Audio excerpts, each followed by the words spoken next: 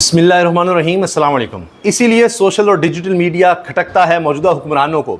इसीलिए ये खिलाफ हैं डिजिटल मीडिया के कि इसको किस तरह से बंद कर दिया जाए। जो सही बात करते हैं उन यूट्यूबर्स को कह दो कि जी ये तो पाकिस्तान के ख़िलाफ़ हैं और ये गद्दार हैं, इनको बंद कर दिया जाए। मियाँ नवाज शरीफ साहब के नाम अब एक वार्ड भी की जा रही है। अंदाज़ा लगाइए, बिल्कुल जिस तरह मौजूदा हुक्मरानों ने ट्रंप को खुश करने के लिए कि जी आपको नोबेल इनाम के लिए हम नामज़द कर रहे हैं, और उसके बाद दूसरा मुल्क इसराइल आ गया पाकिस्तान के बाद जिसने नामज़द किया ट्रंप को नोबेल इनाम के लिए, पीस के, अमन के नोबेल इनाम के लिए। तो ये पता चल जाता है हुक्मरानों को खुशामद पसंद है। अब क्या हो रहा है कि पंजाब में मरी में हॉस्पिटल में वार्ड का नाम नवाज शरीफ के नाम पर रख दिया है।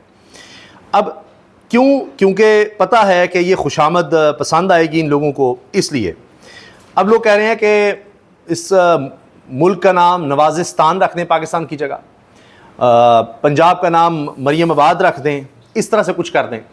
ये ख़त्म नहीं हो रही हवस, हज़ारों जगहों पर अपने नाम रखे। एक और ख़बर अभी आई है कि 16 किलोमीटर लंबी, सिर्फ 16 किलोमीटर लंबी मोटरवे बनाई जा रही है लाहौर से रायमंड तक।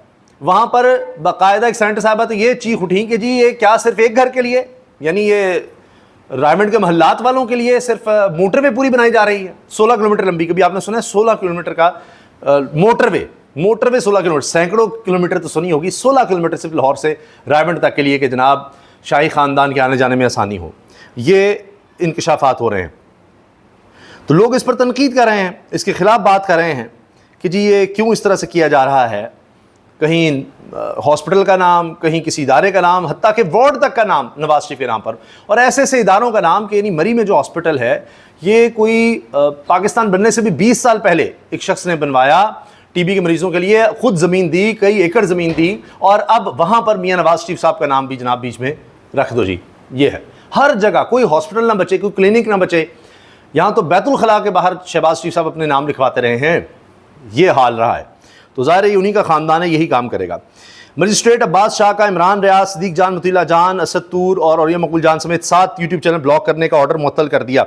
लेकिन दूसरी खबर यह है कि असद तूर और मतीला जान साहब ये 2 लोग हैं जो अदालत गए, और जिस तरह 27 सहाफ़ी यूट्यूबर्स के चैनल बंद करने का हुक्म दे दिया बगैर जज साहब ने सुने हुए, नोटिस भी नहीं किया, तो अब एडिशनल सेशन जज की तरफ से उस हुक्म को मुअत्तल कर दिया गया है। मतीला जान और असद तूर अदालत पहुंचे, कई उनके साथ वकला थे और जाकर उन्होंने केस किया। अब उम्मीद ये है कि बाकी लोगों को भी इस फैसले की बुनियाद पर रिलीफ मिल सकेगा कि ये फैसले मुअत्तल हो गया है, तो हुकूमत के लिए एक और ख़तरे की घंटी है।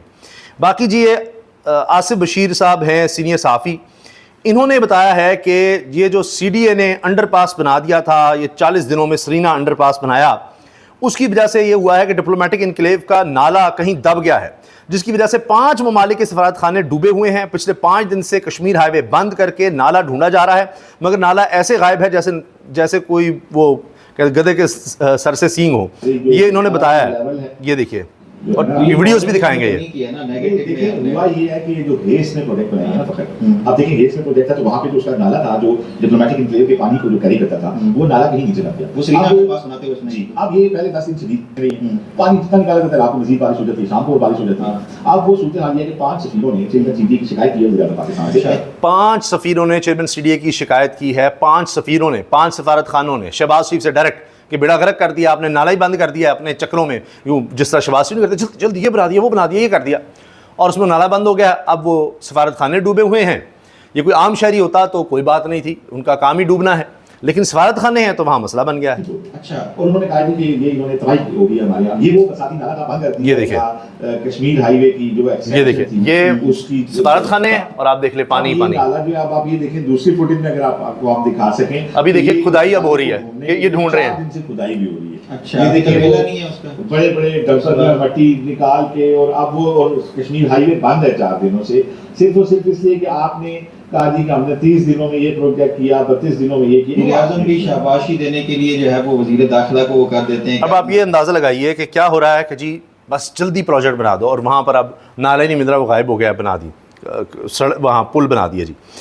चौधरी निसार इमरान खान से मिलने वाले थे, शहबाज शरीफ ने ये मुलाकात रुकवा दी। चौधरी निसार से शहबाज शरीफ की मुलाकात भी इसी सिलसिले में हुई।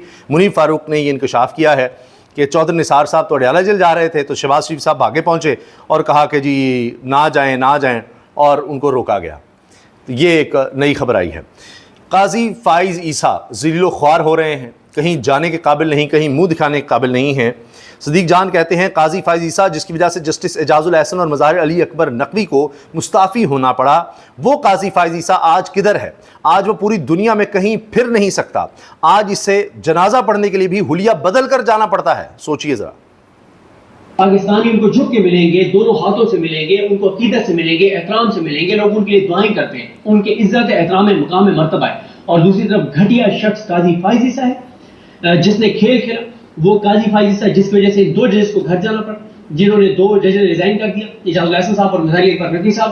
आज वो काजी फाइज़ ईसा कहाँ है? आज वो किसी ढाबे पे बैठ के चाय नहीं पी सकता, आज वो पूरी दुनिया में कहीं फिर नहीं सकता।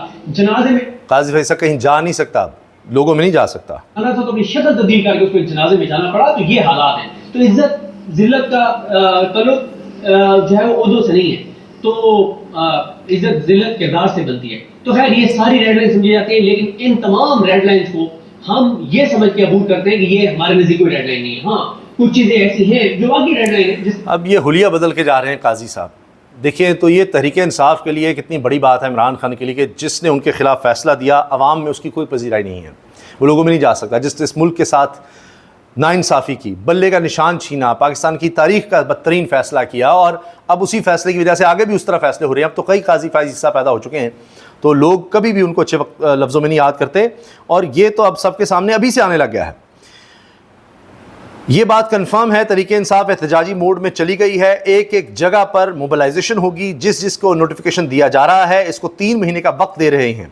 जो नहीं निकलेगा इसको खुद डी नोटिफाई करूंगी चीफ ऑर्गेनाइजर पंजाब आलिया हमजा साहिबा। वो कह रही है जी सबको निकलना होगा, तहरीक में शामिल होना होगा। ये जी एक और रुसवाई मौजूदा हुकूमत की, और इशारा मिल रहा है कि पूरी काबीना को तौहीन अदालत की कार्रवाई का सामना करना पड़ सकता है। आफिया सिद्दीकी केस, वज़ीर-ए-आज़म और वफाकी काबीना के खिलाफ तौहीन अदालत की कार्रवाई का इंदिया। डॉक्टर आफिया के मामले पर रिपोर्ट मेरी अदालत में पेश ना की गई तो पूरी काबीना को तलब करूंगा। जस्टिस सरदार एजाज इसाक खान वो डट गए हैं जी, और उन्होंने कहा है डॉक्टर आफिया सिद्दीकी की रिहाई सेहत और वतन वापसी से मुतालिक केस की समाअत इस्लामाबाद हाई कोर्ट में हुई, जिसमें वफाकी हुकूमत की जानिब से रिपोर्ट पेश ना करने पर अदालत ने शदीद बरहमी का इज़हार किया।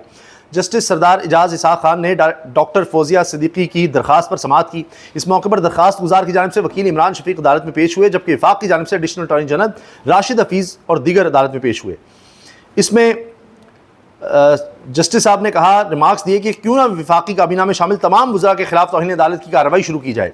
ये अदालत सिर्फ वफाकी काबीना ही नहीं, वज़ीर-ए-आज़म के खिलाफ भी कार्रवाई करेगी। और जब ये अमरीकी अदालत में मामलत से इनकार की वजूहात से मुतल्लिक रिपोर्ट मांगी हुई थी अदालत ने कि क्यों आप डॉक्टर आफिया के मामले पर अमरीकी अदालत में मामलत नहीं कर रहे, वफाकी हुकूमत नहीं जा रही, इसकी वजूहात पर रिपोर्ट दें। अगर वफाकी हुकूमत की रिपोर्ट मेरी अदालत में पेश नहीं की गई तो पूरी काबीना को तलब करूँगा। ये अब आप देखिए, पहले बड़ा कुछ कहते थे जी ये कर देंगे वो कर देंगे, और अब आप देखें कि डॉक्टर आफिया के हवाले से कोई बात ही नहीं कर रहे, हत्ता कि वहाँ पर उसको चैलेंज भी नहीं कर रहे। ये तो इनका हाल है। अच्छा, ये वीडियो जी वायरल है इस वक्त कि मौजूदा हुकूमत इतनी खौफजदा है कि जैसे कासिम नहीं, इमरान खान का बेटा कासिम नहीं, मोहम्मद बिन कासिम आ रहा हो, और सिंध और पंजाब की हुकूमत को देख कर तो ऐसे लगता है इतने खौफ का वो शिकार हैं। सुनिए मतीउल्लाह जान साहब को। मुझे तो ये लग रहा है सिंध और पंजाब की फोटो देख के जैसे कासिम नहीं, मोहम्मद बिन कासिम आ रहा है। मतलब परेशानी इतनी इतने पैनिक कर गए। ये देखिए इतना पैनिक कर गए हैं। मुझे तो ये लग रहा है सिंध और पंजाब की फोटो देख के कि जैसे कासिम नहीं, मोहम्मद बिन कासिम आ रहा है। तो मतलब परेशानी इतनी है, इतने पैनिक कर गए। और पता नहीं वो दोबारा शायद सिंध वाले खास तौर पे सिंध कह रहे इतना ये लोग पैनिक कर गए हैं, तो हिसाब लगाइए कि इस वक्त हुकूमत कितनी खौफजदा है, क्योंकि अवामी मैंडेट नहीं है, अवामी हुकूमत नहीं है, तो इनको कोई शख्सियत बाहर से आ रही है इमरान खान से उसका ताल्लुक, इनको खौफ का शिकार हो जाते हैं। ये कर देंगे वो कर देंगे, सारा फोकस सारे बयानात सिर्फ उसी तरफ चल पड़ते हैं। इजाज़त दीजिए, अल्लाह हाफ़िज़।